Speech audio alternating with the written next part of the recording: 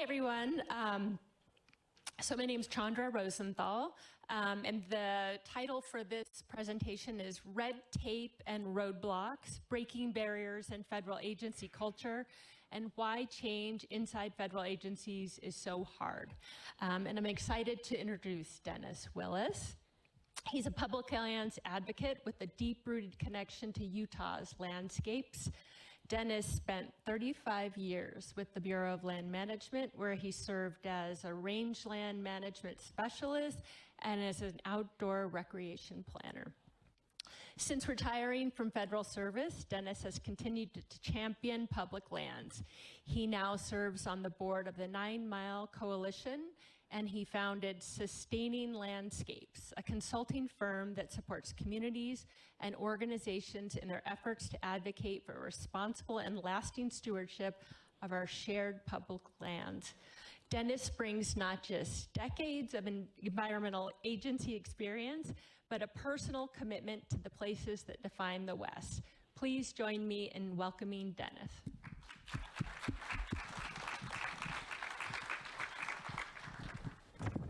Thank you. Thank you for the very kind introduction. What we're here to talk about today is declining baseline syndrome.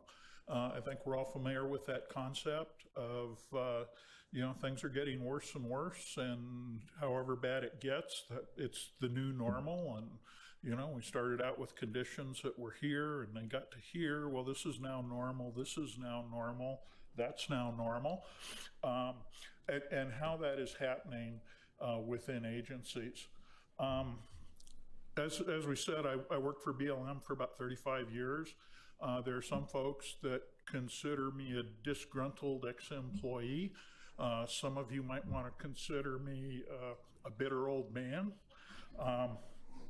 And I don't see either of those. When I look in the mirror in the morning, I'm a true believer in the mission of the BLM. I have defended the agency in congressional hearings after I retired. I think the concept of public lands in the West was one of the best things that our founding fathers ever came up with. And I can honestly say I love the BLM.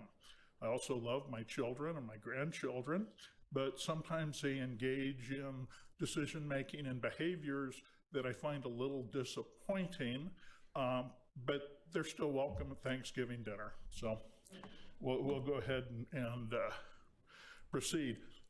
A lot of what I'm going to talk about is cultural bias in the agency. And bias is something that we all have, and you can all read the sign or the slide as well as I can, so I won't do that. But we just need to recognize that we all have biases. Sometimes there's good reasons for them, and many times they're unconscious and we're unaware of them. Perhaps in this talk, as we go through here, you might be able to identify some of my biases. Our goal, and the agency's goal, should be to identify and deal with our biases and figure out how to either eliminate or compensate for them. Okay, bias in federal land management agencies comes from several places. The first one here on the list is pretty obvious. A lot of the people that go into this line of work, many came from Western rural upbringing, so they are very enculturated into that lifestyle. Most are educated at Western land-grant colleges. We're going to talk about that in a little more detail. And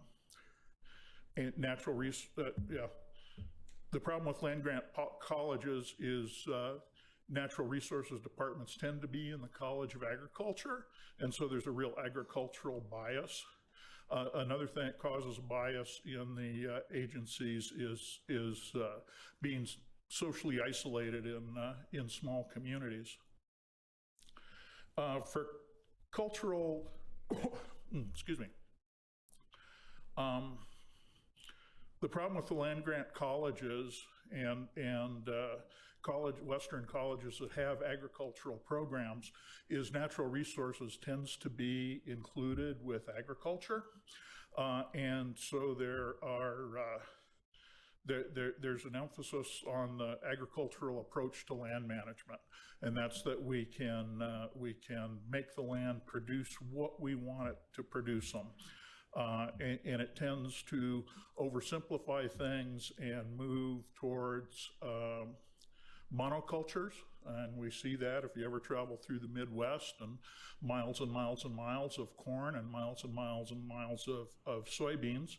But this monoculture, simplifying the environment, making it grow what we want to grow, that's what leads foresters to want to clear cut old growth forests and plant it all back to an even age stand of single species Doug fir.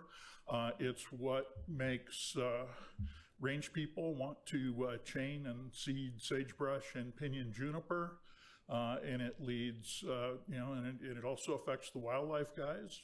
Wildlife biologists will try and treat their national wildlife refuge like it was an elk feed yard, like a feed yard for cattle, or fisheries biologists to go into the high Uintas wilderness area, find a beautiful lake teeming with all kinds of native life, freshwater shrimp, and all kinds of cool water bugs and amphibians, and decide they need to plant non-native rainbow trout in there for people to catch. So the simplification is a problem. We are in a biodiversity crisis. If you go out on public rangelands and are fortunate enough to find a well-protected plot, we're not talking about a 1 acre exclosure, but maybe somebody's piece of private land or adjacent National Park Service land, it's not hard to come up with 40 or 50 species of vascular plants growing in those protected areas. You go out into the BLM grazed areas and you are working hard to identify 14 or 15. So there is a simplification there. And when we're doing things like chaining or plowing sagebrush, preparing a seed bed, planting whatever it is we want to grow, usually forage for cows to eat, you're not acting as a natural resource manager, you're acting as a farmer. That is farming, pure and simple. And the bias there is towards agriculture. And the problem is if you're going to be a good natural resource manager, you need to be thinking more like a hunter-gatherer and less like a farmer. You need to be looking at, what can we harvest from this ecosystem without actually harming it, rather than looking at it as how do we attack it and make it do what we want to do. So, yeah, when you're dealing with the local range con, you are dealing with a farmer. They need to take a more ecological approach. We're in a biodiversity crisis. Grazing on public lands and in the Great Basin, where I've done most of my work, is decreasing biodiversity, not only in plant species, but also small mammals, birds, reptiles, insects, and everything else that is trying to make a living out there. The emphasis should be ecological, putting an emphasis on biodiversity and on ecological processes rather than what it is we want to grow. We need to be looking at ecosystem services, clean water, clean air, climate mitigation, those kinds of things. With the agricultural approach that we have, commodity production and farmer-rancher culture is a real priority. The agricultural approach accepts sacrifice areas around water areas and riparian areas, and any place else that livestock congregate is just considered a sacrifice area, and there's nothing we can do with it. So we'll put our efforts elsewhere. I will say that there is a lot of good work. Not a lot. There is some good work coming out of Western land-grant colleges.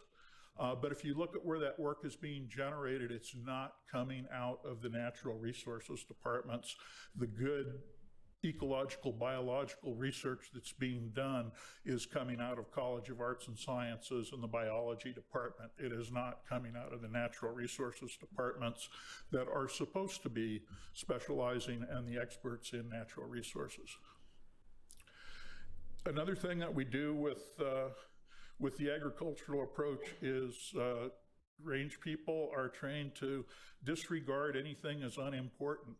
And anything that is unimportant is anything that doesn't have influence on food for cows to eat.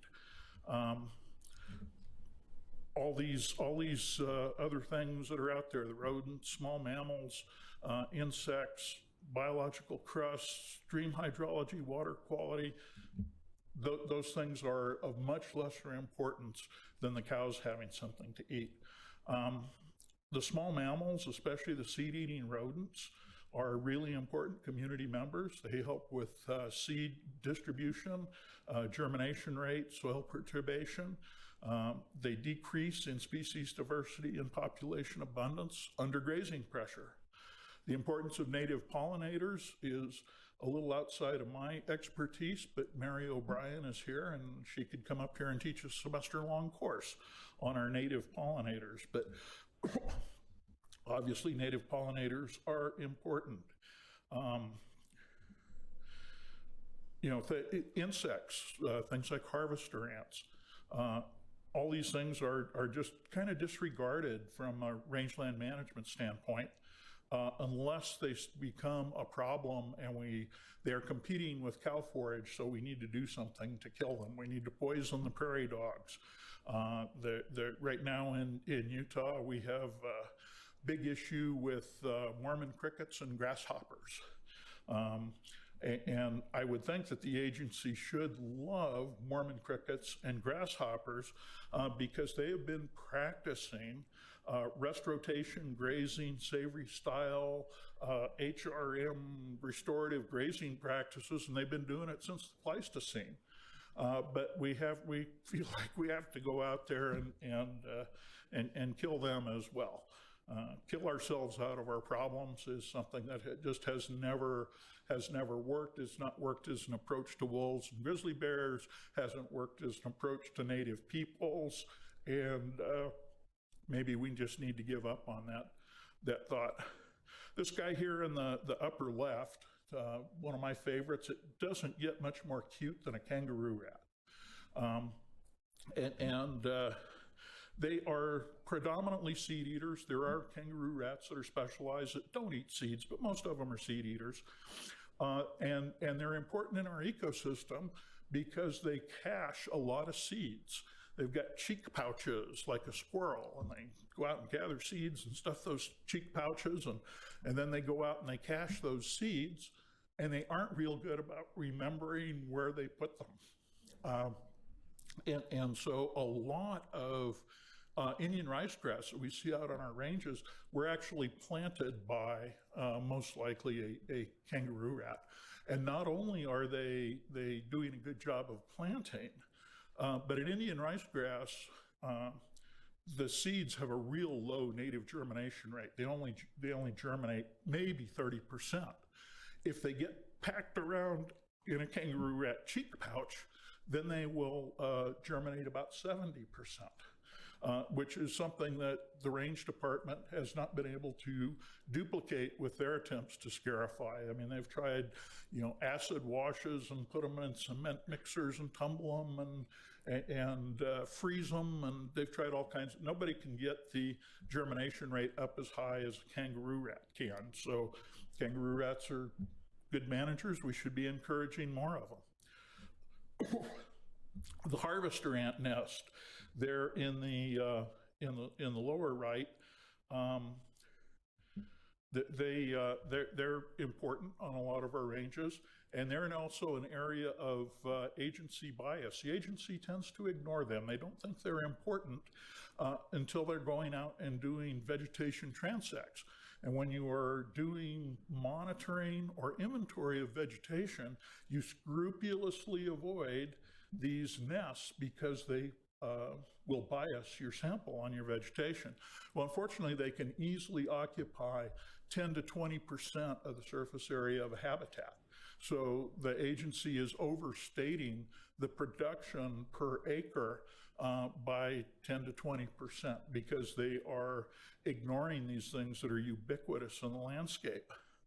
You know, our two birds at the top there, we've got a pinyon jay, brewer's sparrow, also important seed eaters, but they don't just eat seeds, they also eat insects. And to get insects, you have to have some decent range conditions. Biocrusts, most of us are familiar with, and range departments tend to ignore biocrusts entirely, and the only place that the agency really seems to pay a lot of attention to them is, what did I do there? How did I enlarge my screen? I didn't mean to do that. How do I undo it? Okay. Yeah. What did I touch something? Ooh. Okay, I think now we should be able to go. Okay. All right. Yeah, the only time the agency seemed to care about cryptobiotic crusts in areas that are managed extensively for recreation, and that's where they tell you don't step on them. If you aren't in that intensively managed recreation zone, it's okay for cows to trample every bit of it. And then down in the bottom middle there, one of my favorites again is the horned toad, horned lizard, more correctly, and they feast on harvester ants, even though harvester ants have a sting that is pretty painful to the rest of us. The horned lizards either are well motivated to get a full belly and put up with it, or they are immune or something. But these guys are in decline over most of their range, along with the rest of the biodiversity decline that we are seeing. All right, I often wonder if this is what the agency staff sees when I want to talk to them about small mammals and birds. And maybe one of my biases is showing here a little bit, I don't know. Okay, the issue of the isolation in small communities, and I know some people are going to say, wow, your bias is really showing here. You know, you obviously don't like small communities, and you're still trying to get even from when you went to school and at a land-grant college, and instead of being one of the cowboys, you were a hippie environmentalist from Los Angeles. But no, that's not correct. I really appreciate small communities. I live in one. I live about 120 miles from here, a little place called Price, Utah, town of about 6,000. I've been there for 45 years. I love it. I cannot think of any place else I would rather live, but I can tell you that when I worked in the range program, I had to deal with all of these things that are here listed. And when I was with the range program in Price, even though I think it's a wonderful community, I got death threats. I had petitions being circulated around town asking that I be fired or criminally prosecuted. You know, if you think I'm exaggerating here, find George Nickus and ask him. He grew up across the street from the BLM office in Price, and he was there to see all this, so he can back up my story. So anyway, there is a lot of incentive to get along, as it were. You know, I did not marry until a little later in life. I waited until after I switched to the recreation program and found a nice river guide I could marry. So you know, I didn't have family and kids in the game, so I could take a whole lot more abuse. But I don't know if I would have been able to do that if I you know, had kids that were getting beat up in school on a regular basis. All right, let's get into agency inventory and monitoring.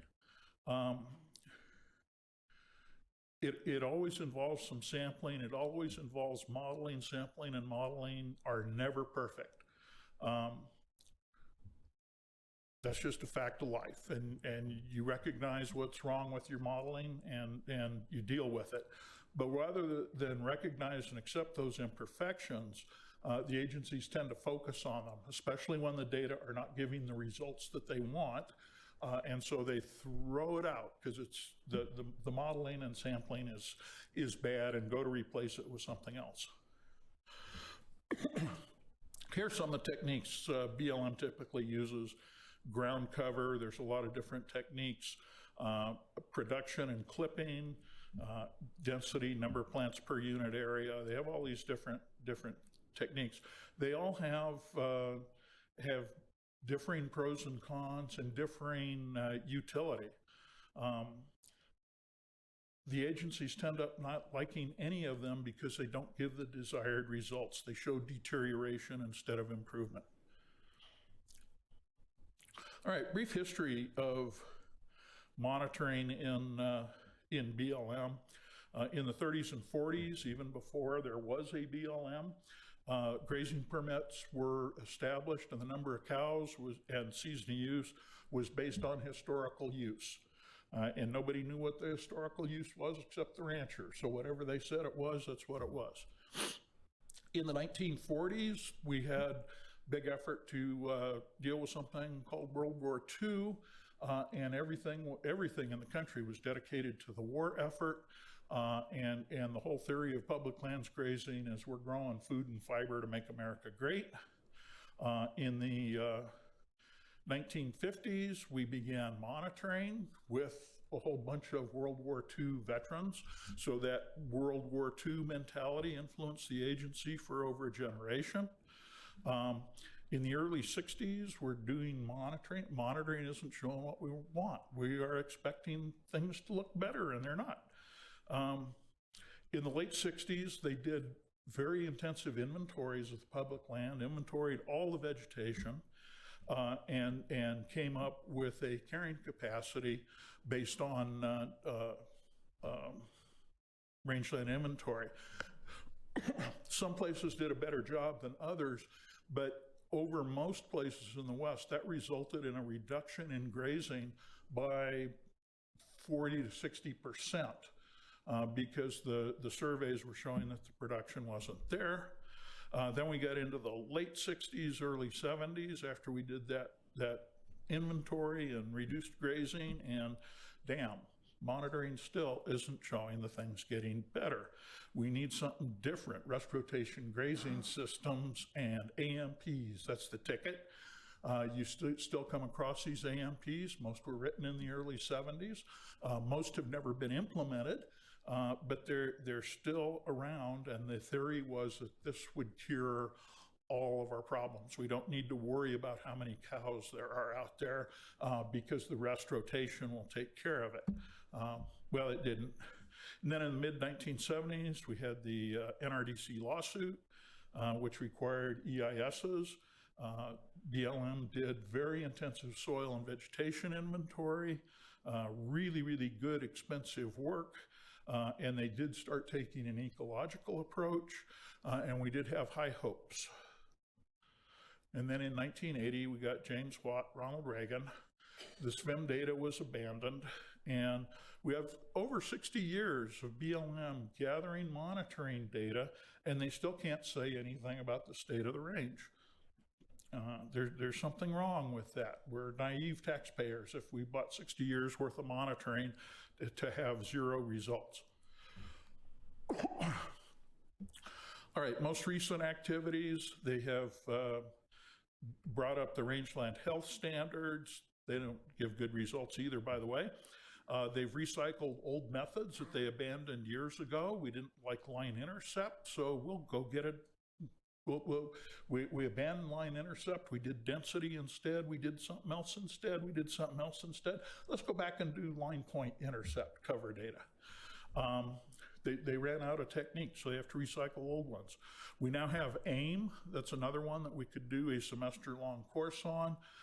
Does not particularly take an ecological approach, has a lot of problems that I don't have time to go into, but that could be a course in and of itself. And we have the all-new and improved AMPs and grazing systems. You'll hear things like adaptive management, outcome-based grazing, flexibility, targeted grazing, and improving distribution.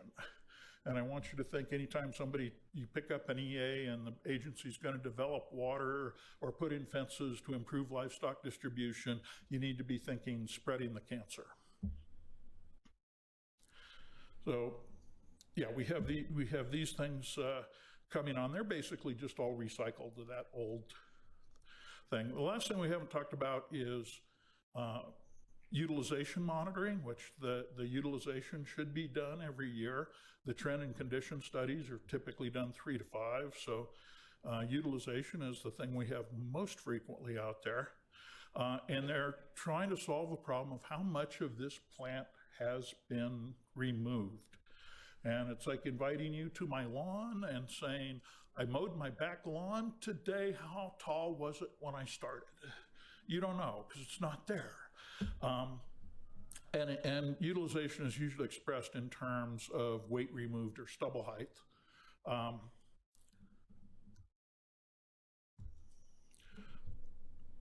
Basic problem with utilization is we're measuring the wrong thing. We need to be measuring what's left, not what has been removed. The problem is range plants, grasses, and tall forbs grow from the bottom up. Livestock munch from the top down, and we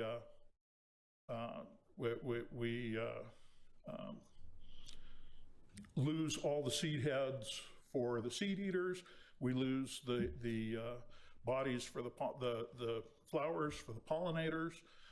And if we do this year after year and plants don't get to reproduce, they don't get to reproduce. Okay, my recommendations for agencies and activists is we need to use the ecological approach, use all 60 years of that data. That old data is still good. It tells us what was out there at least. And over lots of our ranges, what was out there no longer exists. It's been grazed into local extirpation. And use all sources of monitoring, even stuff that's not traditional, gathered by range cons. Okay, and my last recommendation for all of us is use the data that we have, not the data we wished we had, to implement management actions. Monitoring should lead to intervention and not merely documentation of loss. And that's it. Thank you.